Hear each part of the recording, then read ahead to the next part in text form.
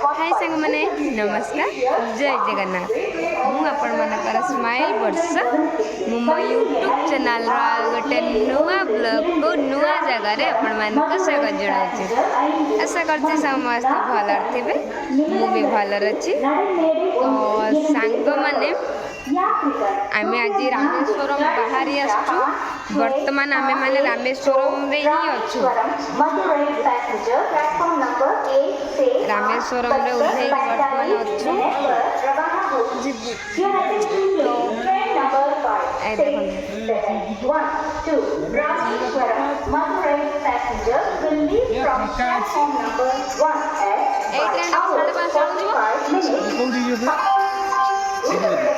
तिरुपति जीव 5:30 तो सांग मैंने आम बर्तमान फास्ट तो आपण मैंने जानी आम तिरुपति जाइलु तिरुपति आसिकी मौसी घरे गोटे दिन रेस्ट नेलु तो आज आसचु पुणी काली रात्र बाहर रामेश्वरम बाहर की बर्तमान पहुँची सारीचु मम्मा यहाँ सेकेंड धाम रामेश्वरम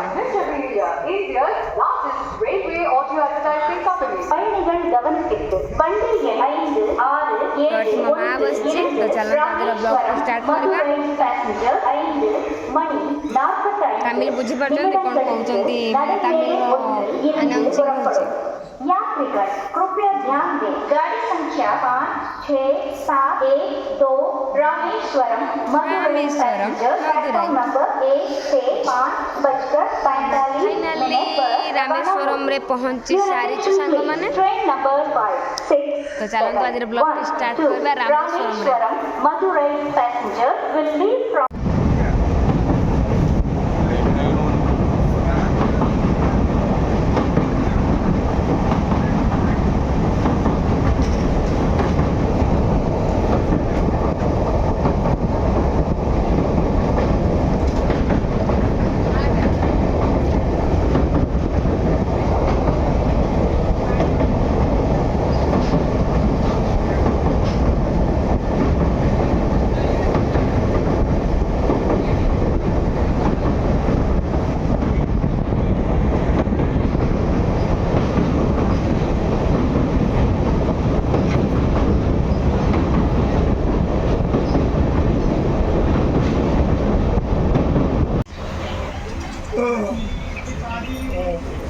टेंशन हो गलानी ऐ रामेश्वरम हो गला टेंशन हो गला हो गला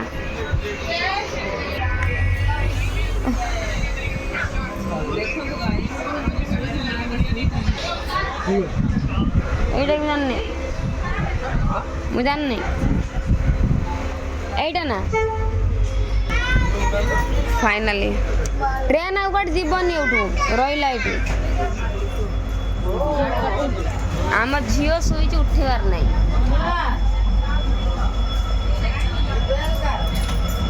आमर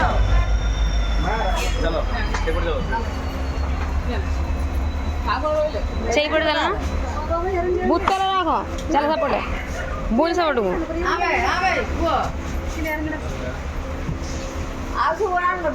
ट्रेन पूरा खाली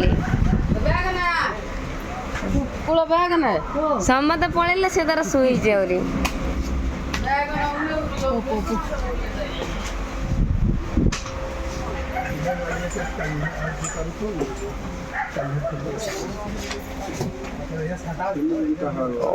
फाइनली गाइस रामेश्वरम पहुंच गई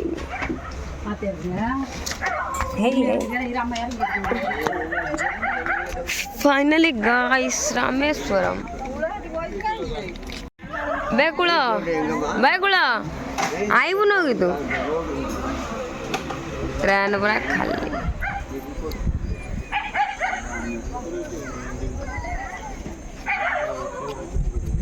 कन्याकुमारी कौन पास हो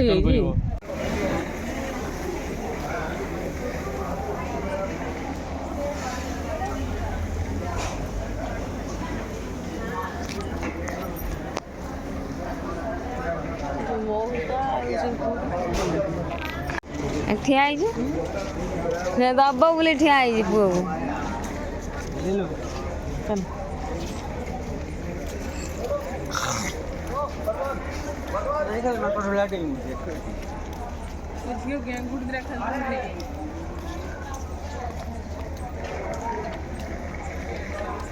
రామేశ్వరం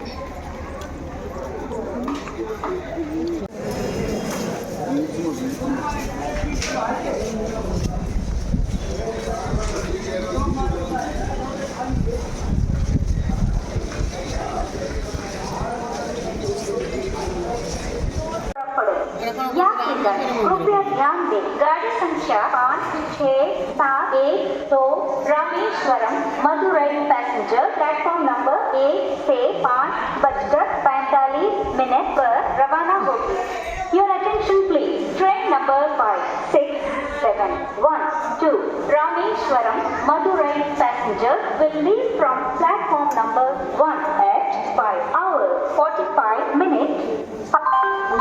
உங்க விளம்பரத்தை இந்த ரயில்வே ஸ்டேஷன்ல போய் பண்ணணுமா கால் அல்லது வாட்ஸ்அப் பண்ணுங்க விஞ்ச மீடியா 9176011515 மறந்துடாதீங்க 9176011515 விஞ்ச மீடியா India's ଚାଲନ୍ତୁ ଦେଖିବା ସାଙ୍ଗମାନେ ଅଜା ଆଈ ମାଉସୀ ମାଉସୀ ସମସ୍ତେ କ'ଣ କରୁଛନ୍ତି तो झील तो गाड़ी की दे ଇଏ ଖାଲି ମା ଝିଅ ଖାଲି ଶୋଉଛନ୍ତି ମୁଁ ଆସିକି ଶୋଇବା ପାଇଁ ଅଜା ତାର ବସି କ'ଣ କରୁଛି ଦାନ୍ତ କାଠି ଖୋଲିଲାଣି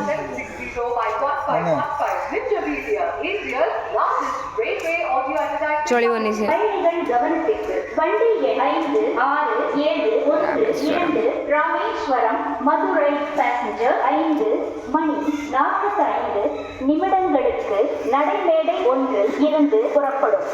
यात्रीगण कृपया ध्यान दें गाड़ी संख्या 5, 6, 7, 1, 2 Rameswaram Madurai passenger platform number 1 से 5:45 पर रवाना କରିକି ଫ୍ରେଶ୍ ହେଇକି ଷ୍ଟେସନରେ ଆମେ ଚାଲିବୁ ଏଉଠୁ ମାନେ ଷ୍ଟେସନରୁ ରାମେଶ୍ୱରମ ହେଉଛି ଜମା 2.5 କିଲୋମିଟର ରାମେଶ୍ୱରମରେ ପହଞ୍ଚି ସାରିଲେ ନେକ୍ସଟ ଭିଡ଼ିଓ କରିବି from platform number 1 at 5:45 brush ଆଣିଛୁ ନା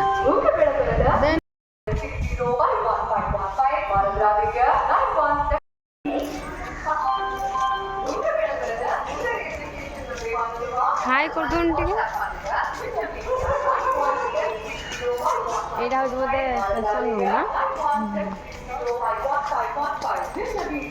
ଚେନ୍ନାଇର ଯେମିତି ମାନେ ସରୁଛି ହେଲା ଏଣ୍ଡ ଏଠି ବି ସେମିତି ସରୁଛି ଏଉଠୁ ମାନେ ଟ୍ରେନ୍ ଏଣ୍ଡିଙ୍ଗ ପୁଣି ଷ୍ଟାର୍ଟ ଏଉଠୁ ମୁଁ କେବେ ଦେଖିଲି ଦି ଏଣ୍ଡ ହେଇଛି ଆରଡ଼ି ଜାଣିଛି ଦି ଏଣ୍ଡ ତାପରେ ବି ନେକ୍ସଟ ଅଛି କାରଣ ପାଣି ପରେ ଦ୍ୱାର ଅଛି வண்டி எண் 5, 6, 7, 1, 2 ராமேஸ்வரம் மதுரை பேசஞ்சர் 5 45 நிமிடங்களுக்கு நடைமேடை 1 இருந்து புறப்படும்। यात्रीगण कृपया ध्यान दें गाड़ी संख्या 5, 6, 7, 1, 2 Rameswaram Madurai passenger platform number 1 से 5:45 पर रवाना होगी। फाइनाली बड़े है ना गेट रामेश्वरम माने स्टेशन गेटा को बढ़िया माने टेम्पल टाइप कर दे बढ़िया है ମାନେ ଏଠୁ ଜାଣିପାରିବେ ଯେ ମାନେ ଇଏ ବୋଲି ନା एवढू 2 किलोमीटर 2.5 किलोमीटर देखिए चल ସମସ୍ତେ ଆସିକି ଏଇଠି ବସିଛନ୍ତି ମା ହରିଆ କହିଲେ ସମସ୍ତେ କ'ଣ ପଳେଇଲେଣି ଆମେ କ'ଣ ଯାଉନି ଜାଣିନ ସମସ୍ତେ ଆସି ଷ୍ଟେସନ ସିଷ୍ଟମେଟିକ୍ ବଢ଼ିଆ ହେଇଛି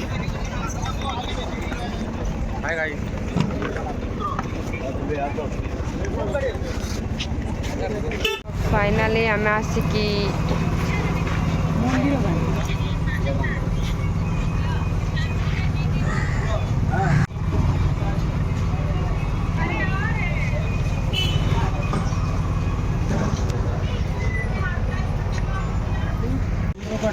तो सांग मैंने आम आसिक रामेश्वरम ओल्लै सारा किसी समय स्टेशन में बसिक अध घंटा भाया समस्ते टे रेस्ट नहीं समस्ते वाशरूम गले ब्रश ब्रश करने गले ସମସ୍ତେ ବ୍ରସ୍ ଫ୍ରସ୍ କରିସାରିଲା ପରେ ୱାସରୁମ୍ ଆସିସାରିଲା ପରେ ଆମେ ରାମେଶ୍ୱରମ ମନ୍ଦିର କତିକି ଯିବା ପାଇଁ ବହୁତ କମ୍ ବାଟ। ଆପଣମାନେ ବି ଯିଏ ଯାଉଛନ୍ତି ସାଙ୍ଗମାନେ ହେଉଛି ରାମେଶ୍ୱରମ ପ୍ଲିଜ୍ ଚାଲିକି ଯିବା ପାଇଁ ଚେଷ୍ଟା କରନ୍ତୁ। ମାତ୍ର 2 କିଲୋରୁ 1.5 କିଲୋମିଟର ଜମା ରାସ୍ତା ଆରାମସେ ଚାଲି ଚାଲିକା ଗଲେ ପହଞ୍ଚିଯିବେ। ଯେହେତୁ ଆମେ ନୂଆ ଆସିଛୁ ଆମେ ଜାଣିନାହୁଁ ରାମେଶ୍ୱରମ ଜାଗା ବିଷୟରେ କ'ଣ କେମିତି ଭଲ ମନ୍ଦ, ତ ଆମେ ଗୋଟେ ଅଟୋ ରିଜର୍ଭ କରିଥିଲୁ। ଅଟୋ ଆମର ନେଇଥିଲା, ଯେହେତୁ ଆମେ 8 ଜଣ ଥିଲୁ, ଜଣକା 20 ଟଙ୍କା ଲେଖାଏଁ 180 ଟଙ୍କା ନେଇଥିଲା, କିନ୍ତୁ ଆମେ ତାକୁ 200 ଟଙ୍କା ଦେଇଥିଲୁ ଯେହେତୁ ରାତି ଥିଲା। ତ 200 ଟଙ୍କା ଅଟୋ ନେଲା, ନେଇକି ଆମକୁ ପୁରା ଆଣିକି ରାମେଶ୍ୱରମ ଗେଟ୍ ସାମ୍ନାରେ ପହଞ୍ଚାଇ ଦେଇଥିଲା। ତ ଫାଇନାଲି ଆମେ ରାମେଶ୍ୱରମ ଗେଟ୍ ଆଗରେ ଦେଖନ୍ତୁ ପହଞ୍ଚି ଯାଇଛୁ, ମାନେ ପ୍ରଥମ ଦ୍ୱାର ପାଖରେ ଆମେ ପହଞ୍ଚି ଯାଇଛୁ। ପୁରା ଅନ୍ଧାର, ଆମେ କେତେଟା ରାତିରେ ମାନେ ମିନିମମ୍ ବର୍ତ୍ତମାନ 4ଟା 4:30 ରାତିରେ ଆମେ ଆସିକି ପହଞ୍ଚିଥିଲୁ ରାମେଶ୍ୱରମ ପାଖରେ। ପହଞ୍ଚି ସାରିଲା ପରେ ମୋ ଅଜା, ଆଈ, ମଉସା, ମାଉସୀ, ମା ସମସ୍ତେ ମିଶିକି ଟିକେ ଚାହା ପିଇଥିଲେ। ତ ଯେହେତୁ ଆସିକି ଏତେ ଦୂରରେ ପହଞ୍ଚିଛନ୍ତି ଟିକେ ଚାହା ପିଇଥିଲେ। ତ ଚାହା ପିଇ ସାରିଲା ପରେ ଆମେ ଆସି ଯାଇଥିଲୁ ଯେଉଁ ମାନେ ଆମ ବ୍ୟାଗ୍ ରଖିବା ଜାଗା, ଯେଉଁ ବ୍ୟାଗ୍ ରଖିବା ପାଇଁ ଯେଉଁଠି ଜାଗା, ସେଠି ଯାଇକି ବୁଝାବୁଝି କରିକି କେମିତି କ'ଣ ରଖାରଖି ହୁଏ। ପୁରା ଡାଇରେକ୍ଟ ଆମେ ଆମ ବ୍ୟାଗ୍ ନେଇକି ପଳାଇ ଯାଇଥିଲୁ, ମାନେ ଯେଉଁ ସମୁଦ୍ର ନୁହଁ ତ ହ୍ରଦ ଟାଇପ୍ର ଘାଟଟି ପଳାଇ ଯାଇଥିଲୁ ଯେଉଁଠି ପିଣ୍ଡଦାନ ହୁଏ। ତ ଆମେ ଆସିକି ସେଇଠିକି ପହଞ୍ଚି ଯାଇଛୁ। ଦେଖନ୍ତୁ ଏମାନେ ସବୁ ମା ଘରେ ଚାହା ଫାହା ପିଇକି ଆସିବେ, ତ ମୁଁ ଟିକେ ଜଲ୍ଦି ପଳେଇ ଆସିଛି କାରଣ ମୋର ଦେଖିବା ପାଇଁ ସବୁ ଜିନିଷର ଇଣ୍ଟରେଷ୍ଟେଡ଼ ଆଗେ ଯାଏ, କାହିଁକିନା ଭିଡ଼ିଓ ଟିକେ ବନେଇବାର ଅଛି। ମୋର କେହି ଭିଡ଼ିଓ ଟିକେ ବନେଇ ବି ଦେଉନାହାନ୍ତି। ନା ମୋ ଭାଇ ଆସିଛି ମୋ କ୍ୟାମେରା ଟିକେ ଧରୁଛି, ନା ମୋ ମାଆ ବି ଟିକେ ଧରୁଛି, ମୋ ମାଆ ତ ଶିଖି ନାହିଁ, ନା ମାଉସୀ ଧରୁଛି, ତା ତ ଛୁଆ କେହି ଧରୁନାହାନ୍ତି। ଯାହା ହଉ ନିଜେ ମୋର ଯାହା ଯେତିକି ଭିଡ଼ିଓ ବନେଇଛି। ତ ଆମେ ଫାଇନାଲି ଦେଖନ୍ତୁ ଆସିକି ସମୁଦ୍ର ପାଖରେ ପହଞ୍ଚି ସାରିଛୁ। ଉଡୁଛି ଭାସୁଛନ୍ତି ନା ଭାଇ? ଏଠି ମାନେ ସବୁ ଏତେ ଲଞ୍ଚ ଭିଡ଼, ଏଠି ପିଣ୍ଡଦାନ ଦିଆହେଉଛି। ଗୋଟେ ମେନ୍ କଥା କ'ଣ ସାଙ୍ଗମାନେ ଜାଣିଛନ୍ତି, ଆଜି ହେଉଛି ଜୁଲାଇ 2 ତାରିଖ, ମୋ ବାପାଙ୍କର 4ଥ ଶ୍ରାଦ୍ଧ ବର୍ଷ। ଆମେ ମୋ ମା ପଳେଇ ଆସିଛି, ଯେହେତୁ ବୁଲାବୁଲି କରିବା ପାଇଁ ରାମେଶ୍ୱର। ମୁଁ ଯେତେବେଳେ ଟିକେଟ୍ କରିଥିଲି ମୁଁ ଜାଣିନଥିଲି ଯେ ମାନେ ମୋର ଆଉ ଲକ୍ଷ୍ୟ ନାହିଁ ଯେ ବାପାଙ୍କ ଶ୍ରାଦ୍ଧ ଅଛି ଜୁଲାଇ 2 ତାରିଖ। ମୁଁ ଏମିତି ଟିକେଟ୍ କରିଦେଇଥିଲି, ଡେଟ୍ ଦେଖିକି ଟିକେଟ୍ କରିଦେଇଥିଲି। ମୁଁ ଜାଣିନଥିଲି ଯେ ହେଉଛି ଶ୍ରାଦ୍ଧ ବାର୍ଷିକ ଅଛି ବୋଲି ହେଉଛି 2 ତାରିଖ। ତ ମାନେ ଯେତେବେଳେ ଟାଇମ୍ ପାଖି ଆସିଲା ମୋ ମୁଣ୍ଡ ଆଉ କିଛି କାମ ହିଁ କଲାନି। କ'ଣ କେମିତି ବାପାଙ୍କର ଶ୍ରାଦ୍ଧ ଦିଆଯିବ, ମା ତ ଏଠିକି ପଳେଇ ଆସିବ, ତ ଘରେ ସାନ ଭାଇ ରହିଲା, ସିଏ ଦେଇପାରିବ ନ ଦେଇପାରିବ। ମୋ ଭଉଣୀ ତ ବାହା ହେଇଯାଇଛି, ସିଏ ବି ତ ଆସିପାରିବନି। ଡରିନା ବହୁତ ମାନେ ଡର ଲାଗୁଥିଲା, ବହୁତ କାନ୍ଦ ଲାଗୁଥିଲା, କ'ଣ କଲି ମୁଁ ଇଏ। କିନ୍ତୁ ମୁଁ କେବେ ଭାବିବି ନଥିଲି ମାନେ ଏମିତି ଗୋଟେ ଡେଟ୍ରେ ଆସିକି ମୁଁ ରାମେଶ୍ୱରମରେ ପହଞ୍ଚିବୁ, ଆମ ପରିବାର ପୁରା ପରିବାର, ଯେଉଁଦିନ କି ମୋ ବାପାଙ୍କର ଶ୍ରାଦ୍ଧ ବାର୍ଷିକ। ମୁଁ ଜାଣିବି ନଥିଲି ରାମେଶ୍ୱରମରେ ପିଣ୍ଡଦାନ ବି ଦିଆଯାଏ। ତ ଫାଇନାଲି ସାଙ୍ଗମାନେ ଯାହା ଯେମିତି ହଉ ସମସ୍ତେ ଆସିଲୁ ରାମେଶ୍ୱରମ। ଆସିକି ମାନେ ଦେଖିଲା ବେଳକୁ, ମାନେ ଘାଟରେ ଦେଖିଲା ବେଳକୁ ଏଠି ସମସ୍ତେ ପିଣ୍ଡଦାନ ଦେଉଛନ୍ତି। ତ ଆମେ ବି ଭାବିଲୁ ଆମେ ବି ପିଣ୍ଡଦାନ ଦେଇଦେବୁ ମୋ ବାପାଙ୍କର। ଏଇଠି ଘରେ ଆମ ପୁଅ ଦେଇଦେବ, ସାନ ପୁଅ, ଏଠି ହେଉଛି ଆମ ବଡ଼ ପୁଅ ଦେଇଦେବ। ତ ଫାଇନାଲି ଆମ ପୁଅ ନଣ୍ଡା ହେବା ପାଇଁ ପଳେଇ ଆସିছে। ପିଣ୍ଡ ଦିଆଯିବ ମାନେ ନିହାତି ନଣ୍ଡା ହେବା ପାଇଁ ପଡ଼ିବ। ତାକୁ ଦେଖନ୍ତୁ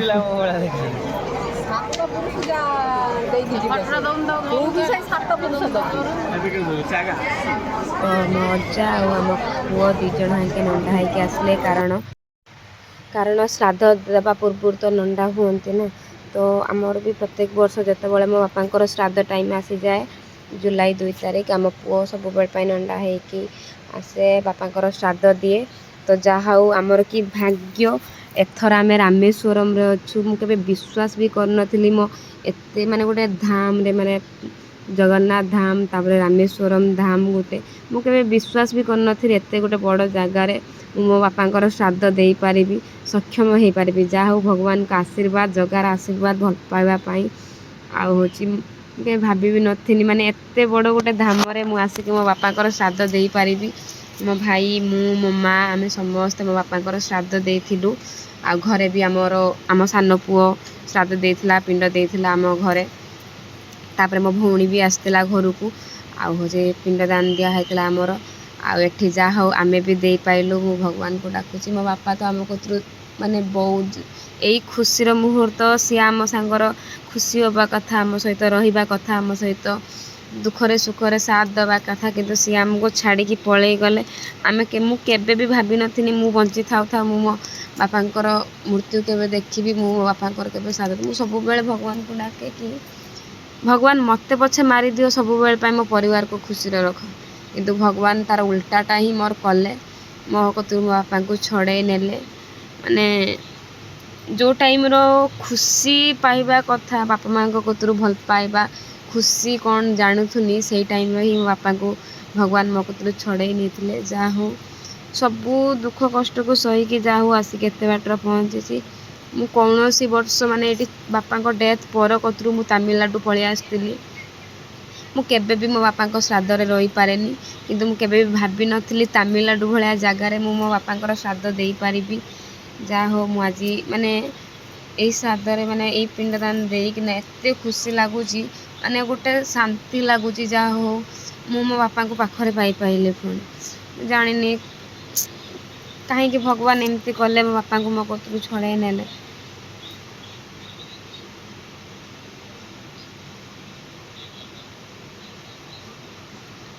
ଆମ ପୁଅ ବାପାଙ୍କର ଶ୍ରାଦ୍ଧ ଦେଇଥିଲା, ଦେଇ ସାରିଲା ପରେ ଅଜା ଆଈ ସେମାନେ ବି ତାଙ୍କ ଶାଶୁ ଶ୍ୱଶୁରଙ୍କର ତାଙ୍କ ବାପା ମାଆଙ୍କର ଶ୍ରାଦ୍ଧ ଦେଇଥିଲେ।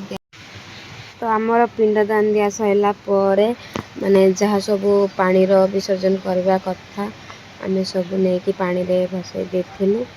ତ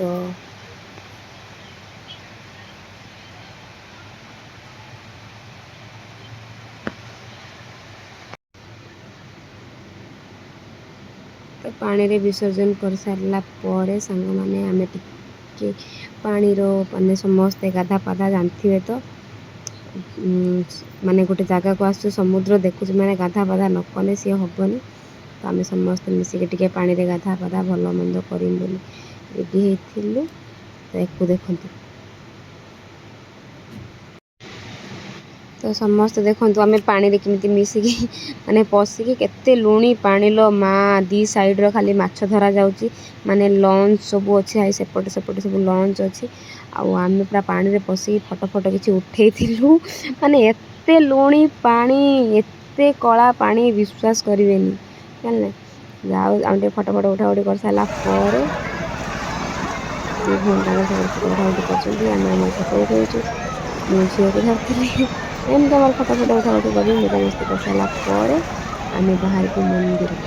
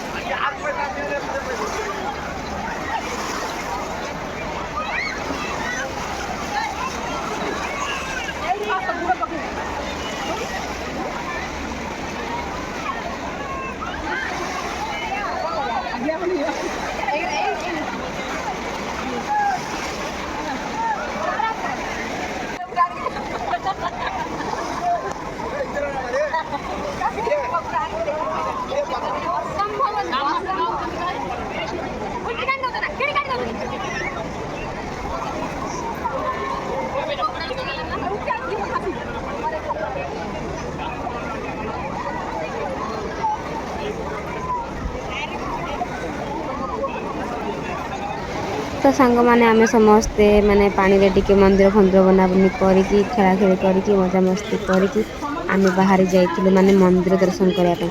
ମାନେ ଏଇଠି ଗୋଟେ ସାଙ୍ଗମାନେ ଗୋଟେ କଥା କହୁଛି, ଯେଉଁମାନେ ଆସିଛନ୍ତି ପ୍ରଥମେ ନାଇଁ ତ ଏଇ ଜାଗା ଉପରେ ସମସ୍ତେ ଏକ୍ସପ୍ଲୋର କରିକି ହିଁ ଆସନ୍ତୁ। ଆମ ଭଳିଆ ଯିଏ ଆସିବ ନା ସୁଦୂର ହଇରାଣ ହେଇକି ହିଁ ସେ ଯିବ। ସାଙ୍ଗମାନେ ଆମେ ରାମେଶ୍ୱରମ ବିଷୟରେ କିଛି ବି ଜାଣିନୁ। ଥରେ ମୋ ଭାଇ ଆସିଥିଲା ରାମେଶ୍ୱରମ, କିନ୍ତୁ ସିଏ ବି ରାମେଶ୍ୱରମ ବିଷୟରେ ଜାଣିନଥିଲା। ତ ଆମେ ସମସ୍ତେ ବାହାରି ଆସିଲୁ ମନ୍ଦିର। ତ କହିଲେ କି ଆମ ପୁଅ କହିଲା କି ମୋବାଇଲ ଏଲାଉ ନାହିଁ, केही भी मोबाइल नहीं जीवनी एमती एमती दुनिया कथा आमको कहला। तो आम आमर समस्ते मो उपर रागिले मुझे कहनी मु मोबाइल नहीं जिमी मु वीडियो देखी रामेश्वरम मोबाइल एलाऊ सब एलाऊ मु मोबाइल नहीं जिमी ये करमी सी करमी मुझे कहली सी मो उपर समस्ते रागिले रुसिले मत गाड़ी देले फिर भी मु बाध्य होइकी मु मोबाइल नहीं जाइली। तो सांग मैंने किंतु आम जापाइलु केमती कौन मंदिर जीवु आम पुओ कहला कि हूँ माने गोटे जगार अच्छी 21टी जगार पानी माने कूअरू पानी काढ़ी ढालिबे तो सहीटा आम आगे जावा पड़ो। तो आम आ जानू से रास्ता कौ पटे आम डायरेक्ट मंदिर रास्तार पशि जाइचु। तो मंदिर रास्ता गाधा पाधा नाई जहाँ समुद्र गाधेक आसीचु आ कि भी करनु। तो आम समस्ते से उदा ड्रेस रे ही मंदिर पशि जाइलु। तो जहाँ हो मंदिर दर्शन कर सारा बहुत रामेश्वरम सांग मैंने बहुत आम हैरान हो। तो रामेश्वरम से भाया ही उदा ड्रेस आम समस्ते मंदिर बाहरी जाइलु देखापी जहाँ हो जमती हो पूरा फांकार आम जा हो कि जहाँ भी है गोटे पक्षे भल है कारण आम 6टा माने 7टा 8टा सुधा आम मंदिर दर्शन करने भितर पशि जाइए जहाँ आम भलर भी ठाकुर दर्शन करूँ। जदि आम 10टा कि 11टा करूँ तो ठाकुर दर्शन करने आमको 2-3 घंटा लगी जाता। तो जहाँ हो आम हूँ से उदा ड्रेस ही जाकि ठाकुर दर्शन कर सारापर तो आम जाइलु जो 21टा कूअरू पानी नहीं गाधेवा कथा से जाइलु। आउ हूँ विश्वास करेंगे सांग मैंने रामेश्वरम कला बेले माने जो लाइन रे जाऊँच से लाइन रे ही जातु कारण जदि से लाइन रू आपण मैंने अन्य को लाइन को पलैबे सेटा स्पेशल दर्शन से मागे पैसा। तो आम जेहेतु नुआ आम जानी नु आम समस्ते पशि जाइलु। तो आमको कहले कि 100 टका लेखा दिव जनका 100 टका। तो आम पुणी हूँ नुआ लाइन करके जाइलु जनका माने कौटी भी माने जब पैसा न देते पड़ो तो फ्री रे दर्शन करके आम बर्तमान बाहर जाइलु जो 21टी कूअरू पानी काढ़ी माने समस्त ऊपर ढालुवे से जगह को आम जाइलु। बहुत सुंदर जगह देखते मैंने 21टा कूଅ अच्छे माने से पानी काढ़ी समस्त ढाले 25 टका लेखा जनका टिकेट। तो आम देकी समस्ते बाहर जाइलु डब्बा भी समस्ते किणिकी नहीं पानी फुल कर रखापी मुझे झील को मैंने नाल पूजा करमी चलती।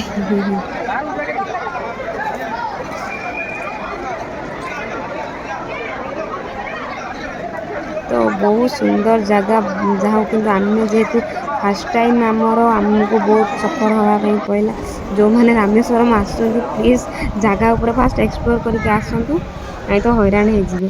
तो सेठी बाहर पूरा आस सारापर ये गाधेवा पाधेवाई बहुत हैरान सांग मैंने ये किसी भी सुविधा नाला होटेल गोटा भी आमको कहले कि मुंड पिछा 400 बहुत हैरान हरकत हो 20 टका लेखा देकी गोटे जगार आम गाधा फाधा कर बास मंदिर तो दर्शन करूँ बाहर किसी फोटो फोटो उठे सारापर दिन 12टा गुटे ही जाइला। तो समस्ते पलि आसते खायापी ये जो होटेल रे आम खाऊँ यहाँ आम ओडिया होटेल आम भद्रक मैतापुर ये होटेल माने जो मैंने अच्छा एठिकार लोक सब आम भद्रक लोक जहाँ आमको गोटे ओडिया होटेल मिल जाता आम आसिकी समस्ते शांतिर खाई कि मु खाई नी मु रागरे थी मु झगड़ा करी घर लोक सहित मु खाई नी या पर ब्लॉग टी कहि बहुत सफर यही रामेश्वरम कतरू बहुत स्ट्रगल बहुत सफर सही आम बहुत हैरान हो मो फैमिली पूरा।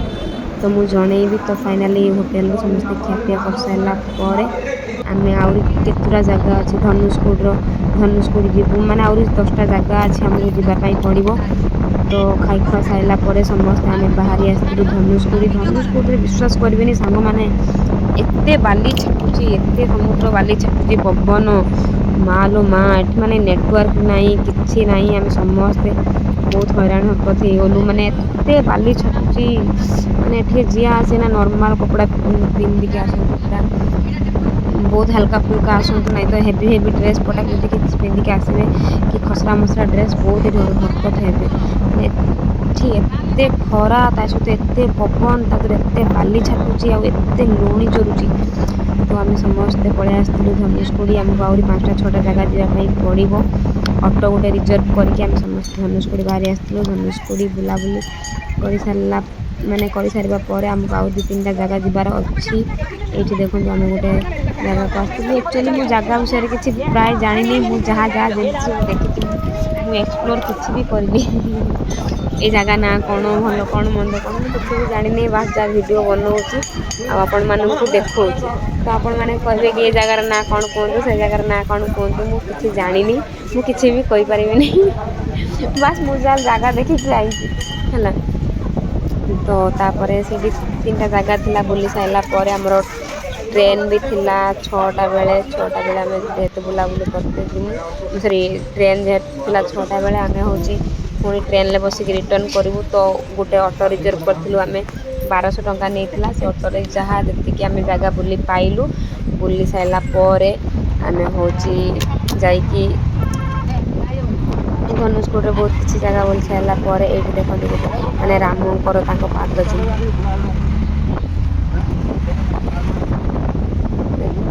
ତ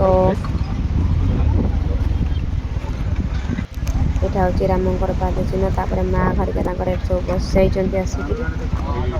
ଓ ବୁଲାବୁଲି ସାରିଲା ପରେ ଆମେ ଏବେ ବାହାରିବୁ ପୁଣି ଷ୍ଟେସନ୍ ପାଇଁ। ତ ରିଟର୍ନ ଚାଲିଛି। ଦେଖନ୍ତୁ ମାନେ ଏତେ ଏଠି ଫଟୋ ଉଠାଇବା ପାଇଁ ଜାଗା ପୁରା ସୁପର, କିନ୍ତୁ ଏଠି ନେଟୱାର୍କ ନାହିଁ। ତାପରେ ହେଉଛି ଏଠି ବହୁତ ବାଲି ଛାଟୁଛି ଆଉ ବହୁତ ମାନେ ହେଉଛି ପବନ ଦେଉଛି ଆଉ ବହୁତ ଖରା, ଠିଆ ବି ଶାନ୍ତିରେ ଟିକେ ହେଇପାରିବୁନି।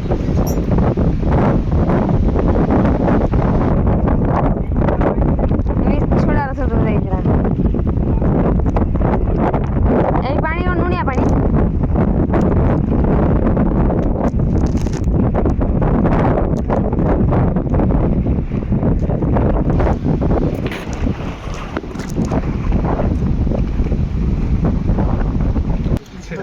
ତ ସାଙ୍ଗମାନେ ଆମେ ଧନୁଷକୋଡ଼ିର ତାପରେ ଯାଇକି ଗୋଟେ ଜାଗାରେ ମାଛ ଅର୍ଡ଼ର କରିକି ଖାଇ ଦେଇଥିଲୁ। ମାନେ ଏଇ ଯେଉଁ କି ମାଛ କୁହନ୍ତି, ଆମର ସେପଟେ କୁକୁଡ଼ା ମାଛ କୁହନ୍ତି, ଏଇଟା କି ମାଛ କେଜାଣି କହିପାରିବିନି। ବାସ୍ ମାଛ ଆମ ପୁଅ ତାର ଖାଇଥିଲା ହେଉଛି କଇଁଆ ଖଟା ଦିଆ ହେଇକି ଭାତ, ମାଛ ଝୋଳ। ସମସ୍ତେ ଆମେ ଶାନ୍ତିରେ ଟିକେ ଖାଇ ଦେଇଥିଲୁ। ମାଛ ପୁରା କେତେ 700-800 ଟଙ୍କାର ଆମେ ମାଛ ବାସ୍ ଖାଇ ଦେଇଥିଲୁ।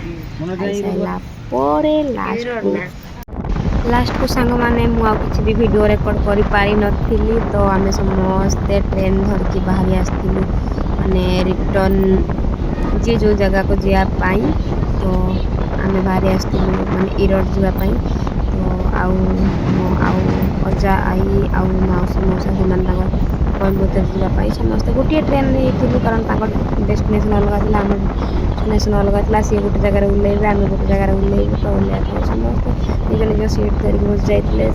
କିଏ ତାଙ୍କର ଶୋଇ ଯାଇଥିଲେ, କିଏ ବସି ଯାଇଥିଲେ। ତାଙ୍କର ଦୁନିଆ କଥା। ଟ୍ରେନ୍ରେ ବି ବହୁତ ପ୍ରକାର ଝଗଡ଼ା, ବହୁତ ପ୍ରକାର ଅସୁବିଧା, ଟେନସନ୍ ଦେଖିବା ପାଇଁ ମିଳିଥିଲା। ତ ବାକି ପର ବ୍ଲଗ୍ରେ ସାଙ୍ଗମାନେ କହିବି। ତ ଆଜି ପାଇଁ ଏଇ ବ୍ଲଗ୍ଟି ମୁଁ ରହୁଛି। ଯଦି ମୋ ବ୍ଲଗ୍ଟି ଆପଣମାନଙ୍କୁ ଭଲ ଲାଗିଥାଏ ତ ଲାଇକ୍, କମେଣ୍ଟ, ସେୟାର, ସବସ୍କ୍ରାଇବ୍ କରିବେ। ତ ରହୁଛି ସାଙ୍ଗମାନେ। ବ୍ଲଗ୍ କେମିତି ହେଇଛି, କ'ଣ ହେଇଛି ମୁଁ କିଛି ବି ଜାଣିନି। କାରଣ ମୋର ଆପଣମାନେ ତ ଜାଣିଛନ୍ତି ମୋର ବ୍ଲଗ୍ ଉପରେ କିଛି ବି ଧାରଣା ନାହିଁ। ଯାହା ଯେମିତି ହେଇଛି ଟିକେ କ୍ଷମା କରିଦେବେ।